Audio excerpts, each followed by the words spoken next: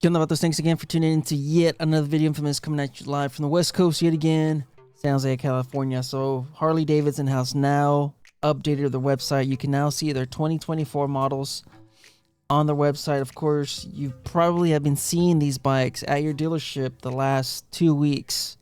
So dealers have been receiving the 2024 models, and I just wanted to make a video in case you're looking at buying a 2024 model, maybe reconsider buying used instead. So this is just I guess this is just a video of showing you potentially saving yourself, or showing you how to save potentially 10,000 bucks off of your bike. Now these 2024 models compared to the 2023s, 2022s, 2021s, 2020s, and some of them even 2018s, they're still the same bike. They're exactly the same bike. They haven't changed dramatically, or in my point of view, there isn't enough in there for most of these models, unless you're looking at the CVOs. Then I'd probably reconsider that. But for the most part, if you're looking at touring models, street glides, road glides, soft tails, maybe even the Revolution Max, if you're looking at some of these bikes and you're considering buying one of these, I strongly suggest buying used. Not only because you'll save a ton, and like I mentioned, they're practically the same. They're down to the rake. Some of them have minor little tweaks, suspension improvements, engine displacement 117s, but honestly, you really can't feel the difference.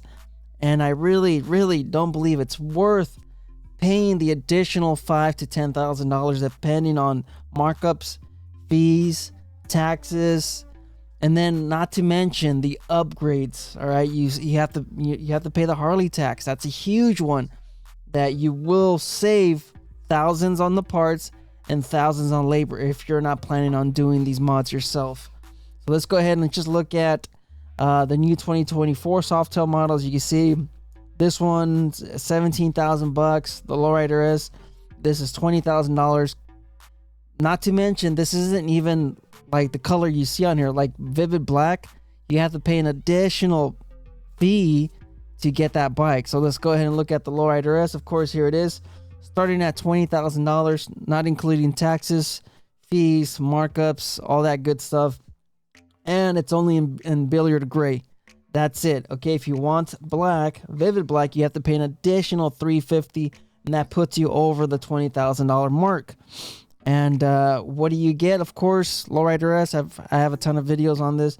You get inverted forks, dual disc brakes, 117, a slightly improved rear suspension, and yeah, the 117, a lot of good stuff, styling and everything. But like I said, all of this is practically the same when it comes to the used market. My 2020 Lowrider S has exactly everything that you see here. It's got everything except for the 117. But let's go ahead and look at the used market. Let's go to the Facebook Marketplace. Here we are. This is my area. This is within 145 miles. All right. California, we have to buy within the state. If it has over 7,500 miles, then we could buy outside of the state. But if you're financing this bike, you'll have to stay within your state. There's I guess there's also that if you don't have the finances or you don't have the cash, you could go to a credit union, get pre-approved, see how much you qualify for. You would have to show them the bike, the model, the miles, and the year, stuff like that, so they could determine if you do qualify for this loan. So that's what I did. I have my Lowrider S financed through a credit union. I got 4.something%, 4.7%. That's my interest rate. Pretty good. I saved half off of Eagle financing what the dealership got me. Dealership got me over 8% on the AP on the interest rates. But anyways, onto these bikes. You guys can obviously see the prices. They're dramatically different. And these are, I mean, you can still negotiate on these prices. You can still negotiate on these prices, but there's no hidden fees. There's no, there's no markups. None of that. The price you see on these bikes, that's basically the price you're gonna pay up until you You register it, and then you go to the DMV and you claim, or maybe you got it at a discount. Maybe you got a 50% discount on the listing price because they're family or a very good friend or something. You know, you can save yourself a lot of money off of the taxes as well. So check this out, $15,000 for 2021, $15,000. And you also have a lot of modifications. You have a ton of modifications. Let's go ahead and look at that one real quick. Here we have exhaust 2-in-1. That alone is $1,000 off the bike price. You also have a better rear suspension. It's got a 13.5 RWD rear shock. That's better than when you get on the stock. That right there is another. It's another $1,000. Not to mention it's already installed. You guys got to keep that in mind. These parts are already installed. You don't have to pay somebody to do it. You don't have to do it yourself. You're saving yourself time and money. You also have GP suspension in the front. You could kind of see it right there. 15K. You have boosted brad risers. These are highly sought out for right now. I mean, they're pretty popular right now in the Facebook group. You also have the settlement seat. That's an extra $600. You have the leather pros. They're not even pictured on here, but he's also throwing in leather pros. That's $700 right there. You also have cruise control. That comes standard in the 2022 models, I believe. So gunship gray and newer and white sand pearl. What else do you have? I think you have brand new tires as well. So that's less than 1,000 miles. So all of this, I mean, we're talking, man, that's thousands off of the suspension, the risers, the handlebar job alone. If you do it at a dealership, you'll get quoted $1,400 in labor. You could do it yourself, if you have the tools and the time. But man, just labor alone, $1,400 plus the risers. How much are those? Those are like $700, I think.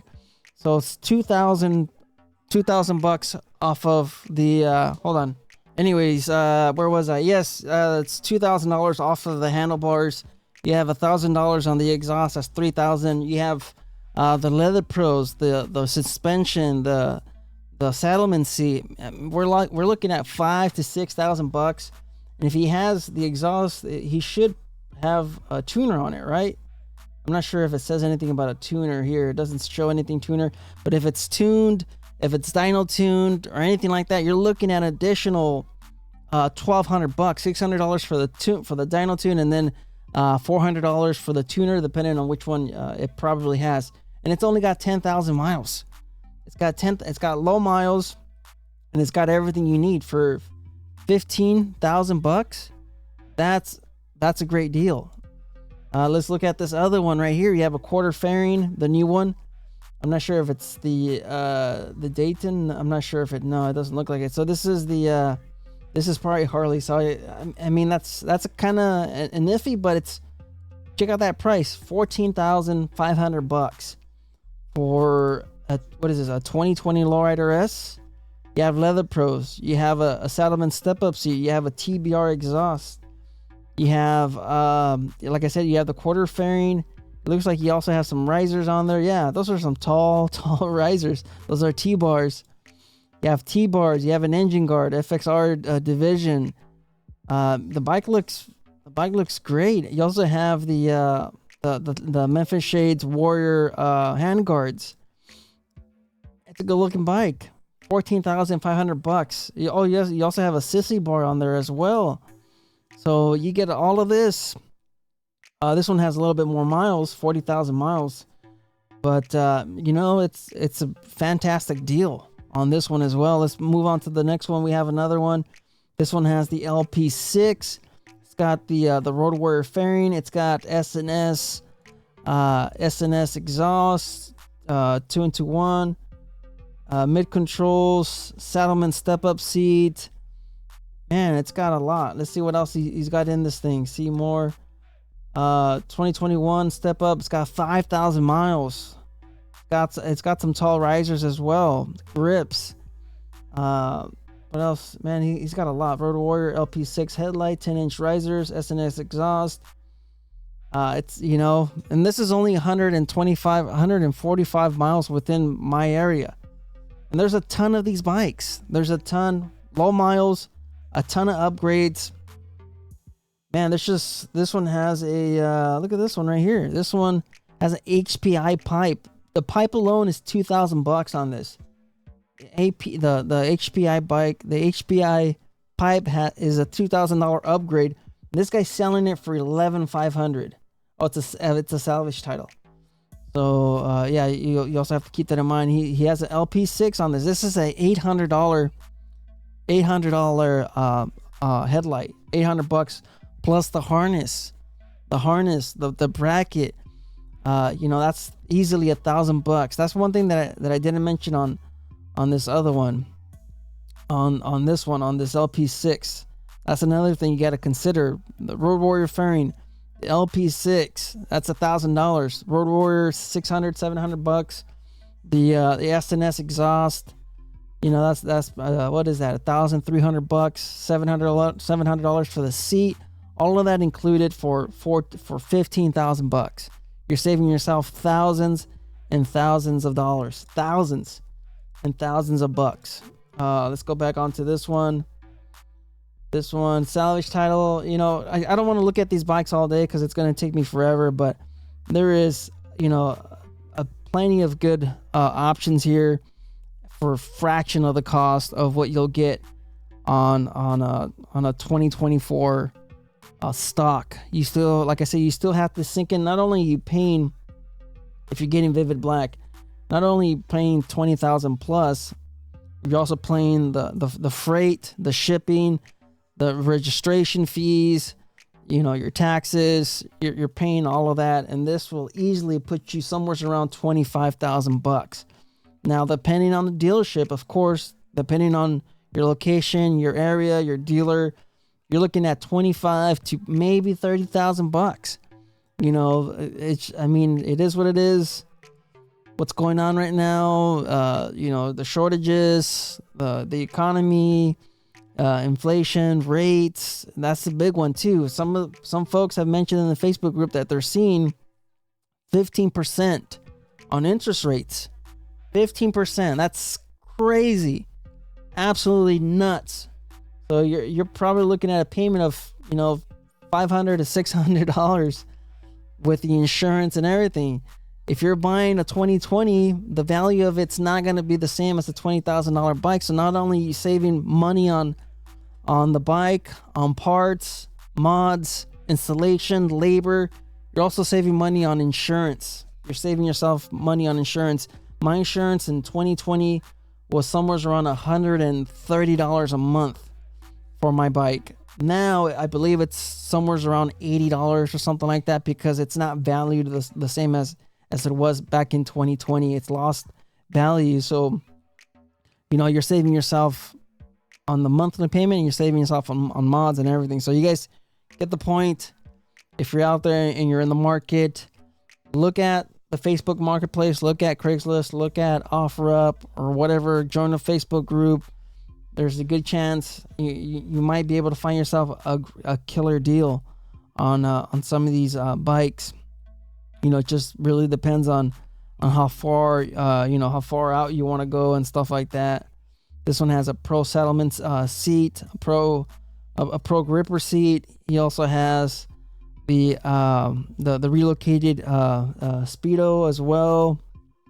He's got looks like these are this guy's in Modesto. This guy's pretty close to me. Yeah, look at that. He's got a HPI pipe.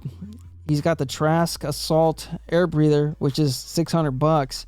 So just on the stage one alone, with the breather, of course, that's like $3,000 right there. $3,000.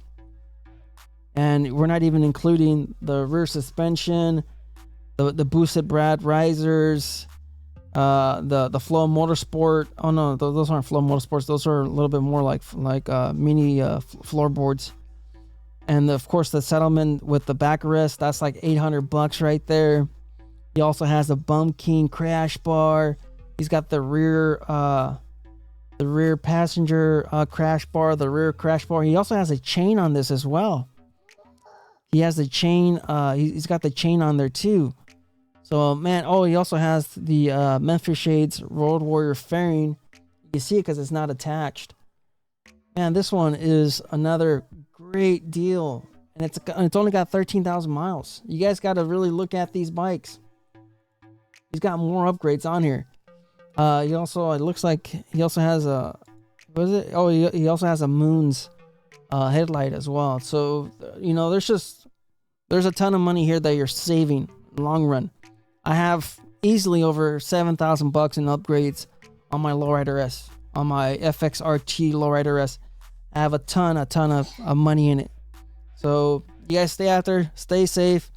Leave your comments down below. What do you guys think? Is it worth buying a 2024? Absolutely not. It's not worth getting a 2024. There's just nothing here.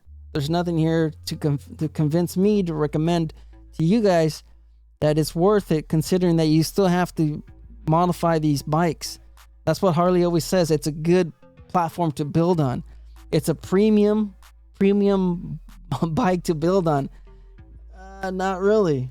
So I think the only reason we should consider getting a 2024 would have to be for the CVOs. And I think that's it. The CVOs, that's the only reason, because it's got the VVT technology.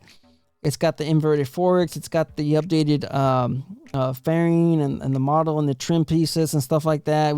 We have yet to see the 2024 Road Glide. So they're probably going to update the fairing, the shark nose fairing. So anyways, enough rambling. You guys stay out there, stay safe, save yourself some money, shop in the used market, go to your credit union, find a bike that you like, show them the listing, show them the bike, show them the miles, show them the year.